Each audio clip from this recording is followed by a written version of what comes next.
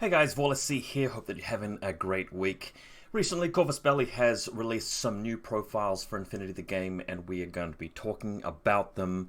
The usual disclaimer, you know it by now, I'm going to be saying some critical stuff about Corvus Belli, some stuff that they're not going to like and that you're not going to like, but I am going to say some good stuff about them as well and give them some praise, so you're going to take the good with the bad. It's just how it is, so I want to give you guys that disclaimer right off the bat. Also want you to think about something. Are you watching a YouTuber right now who receives payment from Corvus Belli to sell their product to you? Are you watching a marketing person for Corvus Belli, or are you watching a person who is a customer of Corvus Belli who actually pays them money and reviews their products and tells you, what they think of the product after trying it? I think you know which one of those situations you're dealing with, but I think it's something good to keep in mind when dealing with videos like this, because ultimately this is a review, it's my own honest opinion, and I don't sugarcoat it for you. You don't really seem like the kind of audience that would really like it if I just sugarcoated everything. I believe I've brought that up before, but it's always good to reiterate it. With that out of the way, shall we begin? So, Infinity the game has been around for a really, really long time now. Very old wargame by wargaming standards. And in the more recent years, Corvus Belli have been starting to bring out some side games, some other little games that you can play that are kind of in the same universe that relate to Infinity. They brought out Aristia, which is this arena combat game, very heavily inspired by Arnold Schwarzenegger's Running Man, where there's an arena which is televised on TV and all of these delightful characters which fight each other to the death. And got to give Corvus Belli, thumbs up. Did a really good job with Aristia. It's a very popular game. A lot of people like it. I don't typically hear about all the problems. I typically hear about, the good things about the game. But interestingly, some of the characters you can play within Aristia, the board game, have profiles that allow you to use them in Infinity. So when you make your Infinity army list, you might be able to use a character like Musashi or Parvati, Wild Bill, Major Luna. So these characters are part of one little game and world, but you can use them in Infinity as well, which in some ways is a good thing. They definitely add to both.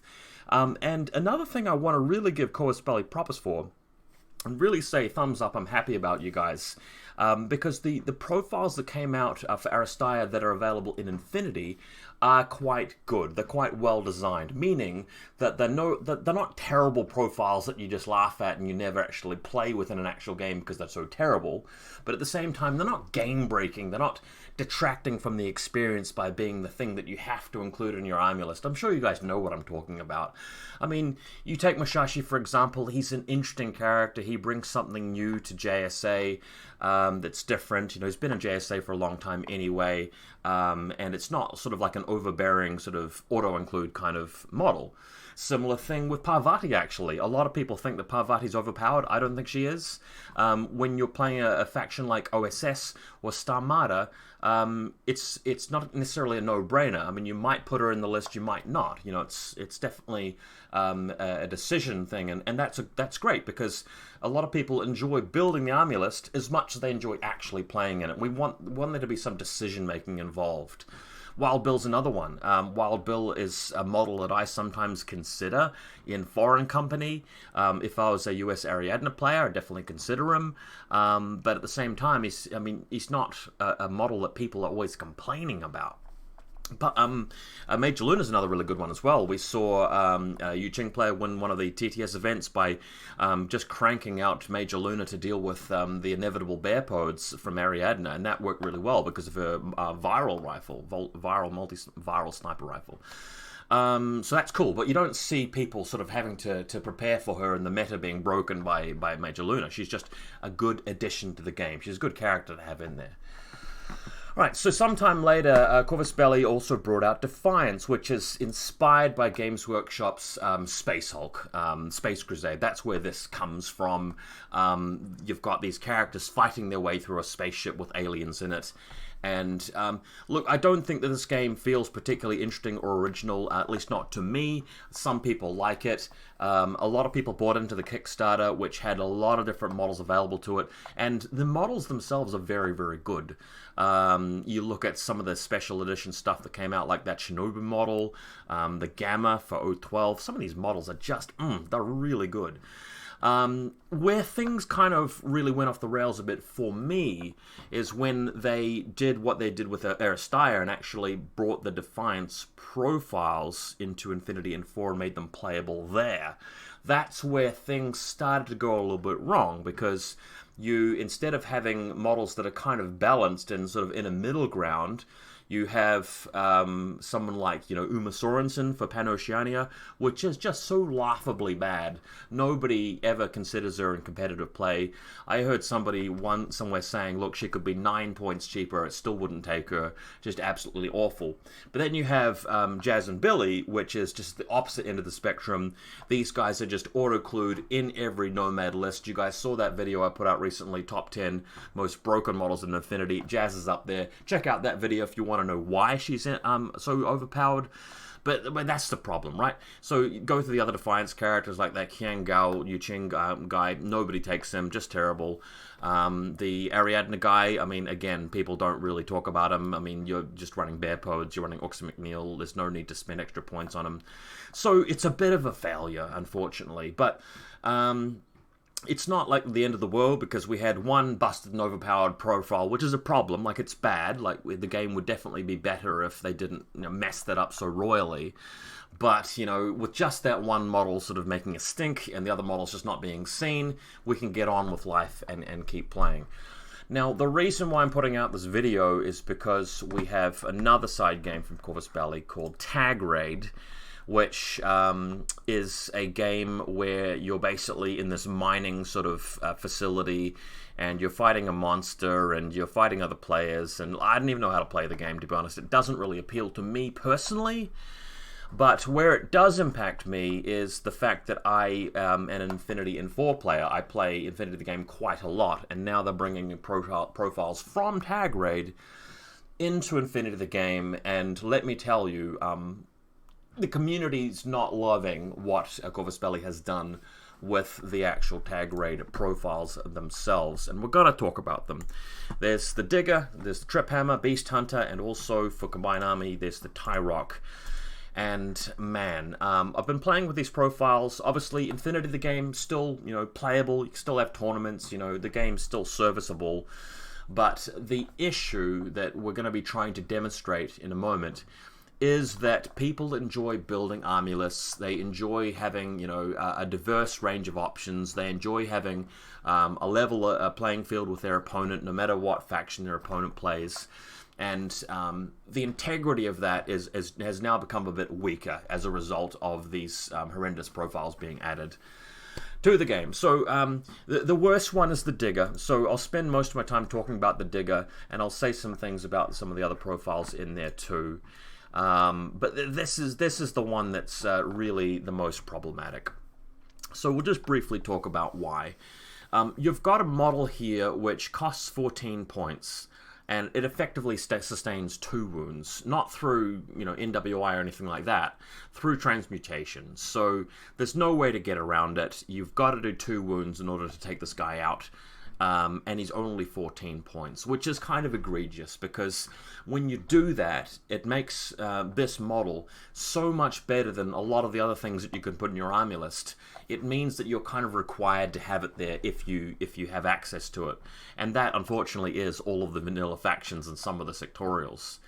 So now it becomes a matter of, you have a collection of these nice, Yuqing models or Pano models or whatever they might be, Aleph, and you're just simply having to include these mercenaries in to stay competitive. Even though they kind of dilute the purity of what you're going for, they are not thematic with your Yuqing or Aleph force at all, and that bothers some people. I mean, it bothers me. Let's keep going with the Digger, though. If it wasn't bad enough that you've got effectively a 2-wound model for 14 points, which is a cheerleader which can actually fight, it kind of gets worse, though, because it's a close combat attack monster. because it not only has Natural Born Warrior with CC21, but also +1 burst on the close combat. So this means that the 14-point guy who you would have been fine as a cheerleader or some sort of deployment zone defender now can beat most of the super powerhouse close combat monsters in the game. So you go up to somebody like Joan of Arc or Musashi or whatever it might be, and those models are kind of like expected to be really good in close combat. You pay a lot of points for them. They're carrying a sword on the actual figurine there, but they're just junk compared to this guy because he gets to roll 2 dice and he stops them from using martial arts. And you know, he can also choose to just chain rifle them instead of fighting them, and there's a reasonable chance he might actually, you know, survive that impact because he's got a couple of wounds, so effectively 2 wounds with transmutation. So it's a bit silly. It's a bit silly that you've got just this random, you know, not very special model that every faction can have, and it be just a ubiquitous model in vanilla faction lists, and just crushing models that are supposed to be very special and powerful and a heavy investment for the player that takes them. Right, still not done with the model though. If that wasn't bad enough, it also has a booty, and we're going to be talking about booty a bit in this video. Booty is an interesting rule, and what makes booty reasonably balanced is that up until now it has been available to models that can't do very much with it. So if you look at a plain old bounty hunter, let's say with a combi rifle or whatever, yes, it can get one of these guns, but it's on a profile that isn't going to see much action. It's not going to see much fighting because it doesn't really have you know, many abilities to add to it, if you guys know what I mean. Now that became a bit more egregious when they brought out the 12-point bounty hunter with the SMG and Arclight Canon, however you say that, because not only is that model kind of viable and cost efficient, it can then have an HMG or mimetism -6 or whatever it might be. So that profile started to become a problem in the meta, and people, you know, aren't happy about that profile. But it's way worse when you put booty on a model that actually expects to see some fighting because it has a lot of durability or, you know, a way to fight. And the Digger definitely has that because it's got the resilience from Armor 3 plus, you know, the transmutation, but it's got the ability to fight close range because chain rifle +1 burst, you would want to send it in, and then of course the close combat ability. So, you know, you can tank some damage, you can block a mine, you can dodge it or whatever, and then you can spend your next order charging in and just absolutely crush them with close combat. But the issue is that, you know, even though that model is way too cheap for 14 points, I mean, somewhere between 25 to 40% of the time, it's going to get something quite valuable from this list. So that model is just, you know, it's just so criminally cheap for 14 points. If it also comes with +4 armor, and you've got an armor 7 Digger, which can tank that damage, move in, and kill you in close combat. Or if it has movement 8-4, where getting close combat is a lot easier, where it's just going to crush you and there's nothing you can do about it because it can move 8 inches around the corner. That is really significant. Not to mention it's got Impetuous, so that charges it up the field way more quickly than it should. Let's say it gets, I don't know, Panzerfaust. Well, again, you've got a 14-point guy who just crushes at short range, crushes in close combat, but you can't really just avoid it long range because he can just plap off a Panzerfaust at you.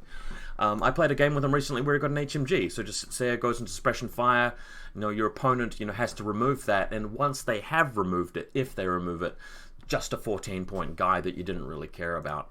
And you can take 2 of them in vanilla lists. So it just really bothers me that this thing is in the game now, because, you know, before you were sort of looking at your shelf and your army builder and you're looking at the catalog on the website thinking, man, I'm gonna start collecting Aleph next, and I'm gonna, you know, get some Posthumans, and I'm gonna get a Dakini, and I'm gonna get a Deva, and maybe you know, this or that.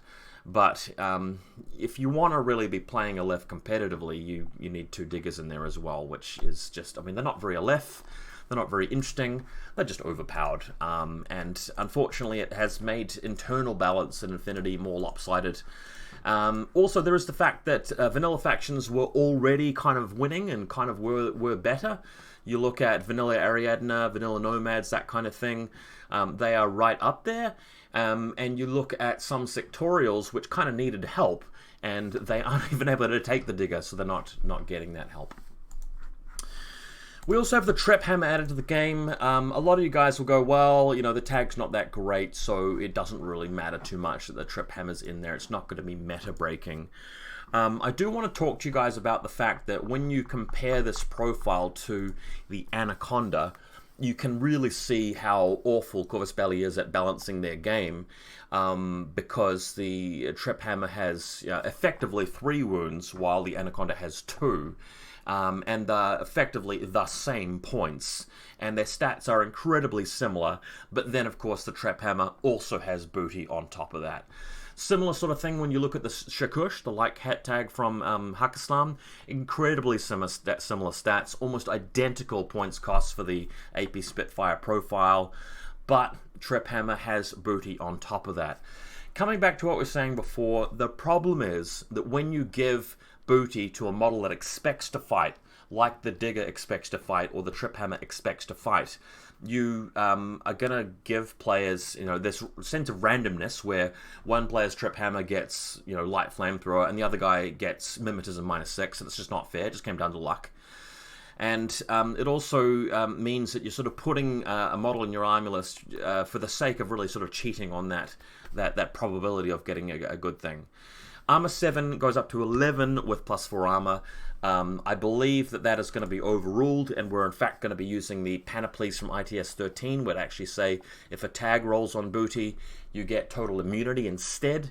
And arguably, that makes the problem even worse, because when you compare these situations, like, okay, +4 armor is better if the tag is up against your combi rifle, HMG, up against a mine, something like that. Having armor 11 is clearly better, but there's all these other situations where you're up against an AP Spitfire, you're up against a multi-HMG, an AP multi-sniper, up against a Flash Pulse, up against a random Panzerfaust, a Noctifer missile launcher coming out of hidden deployment. There are all these important situations where having total immunity on your armor 7 tag is absolutely gold. You are not suffering from armor piercing, you're not suffering against explosive, and you've only paid 58 points for this guy. It's just a little bit absurd to me. So they really have kind of messed that one up. Again, Trap Hammer, not too bad, because the model itself is just kind of bland before you look at booty, so it's the kind of thing you don't see in every list. But when it just clearly outshines a whole bunch of other things in the game, you've kind of got yourself into a bit of a problem there. It bothers me. I mean, they could have quite easily just made the tag another 5 or 10 points more expensive, or just not given it booty, or had a specific profile here which does have booty and costed more, or had other sort of drawbacks to it. They could have quite easily done that, but they would have to be players of the game and people who understand the game to be able to do that. So again, we're dealing with people who don't really, know what they're doing, which is why, we're in this situation to begin with. Beast Hunters, again, a little bit less egregious than the Digger, but it still bothers me that it's in there. If you're a Pano player and you normally run Joan of Arc, you're getting yet another thing which has Irregular, which can be turned into, a regular trooper. This is yet another thing which comes with Natural Born Warrior, making it, less likely that you're going to get value out of really cool models like Mushashi and things that are supposed to do well in the midfield. You've got another model that is just really cheap, but is really dangerous at the same time. At 9 points, you shouldn't have Mimetism and a Panzerfaust and Mine Layer. It's just too much for what you're paying. Some people prefer the 4 deployment camo profile, which is also really, really good. I think that all of these are kind of busted. And the issue is that you're just going to start seeing these kind of ubiquitously in factions that can take them. So we're now going to be playing the game of Infinity Infor with mercenaries, where sort of everybody's a mercenary. They actually have NA2 as a whole separate category, which was supposed to be for the mercenary factions. And yet, when you bring all these mercenary profiles into the game, it's the factions like Aleph and Yu Ching that benefit the most from them, which just seems kind of dumb for me. Alright, so now that I've kind of done the takedown, ripped into Corvus Belli, as they deserve, I will say a little bit about the Tyrock, which I think is a positive addition to the game. The good thing about the Tyrock is it's only available to Combined Army and to Morats. Combined Army Vanilla is just so busted at the moment that there's like a list of maybe 20 models which are just fighting for your army list, and anything below that just isn't really worth including.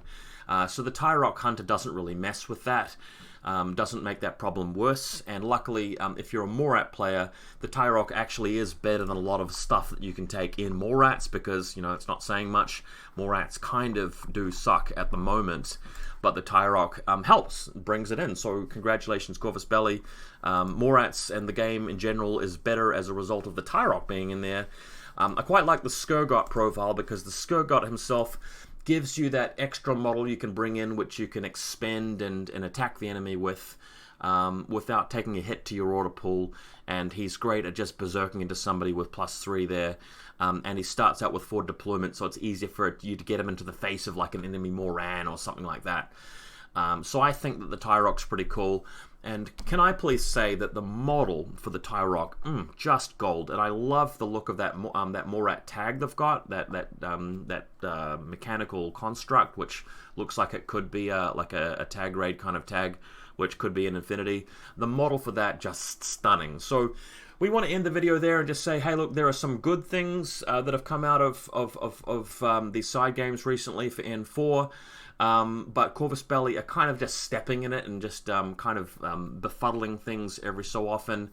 And one thing you'll be seeing from me, probably for years to come, unless anything drastically changes, is just me playing vanilla factions a fair bit more than sectorials, sadly, especially in a competitive way, and just diggers all the time, and a lot of games being influenced by which player rolls the better things on the booty chart, which is sad. Infinity already had a lot of luck involved in it, and it being a game of, you know, dice rolls and skill and not enough skill, and this has made that considerably worse. So sorry about the bad news, guys. As usual, very cool models coming out, going to a live tournament next month, so yeah, wait out for some content on that, and I'll see you again soon.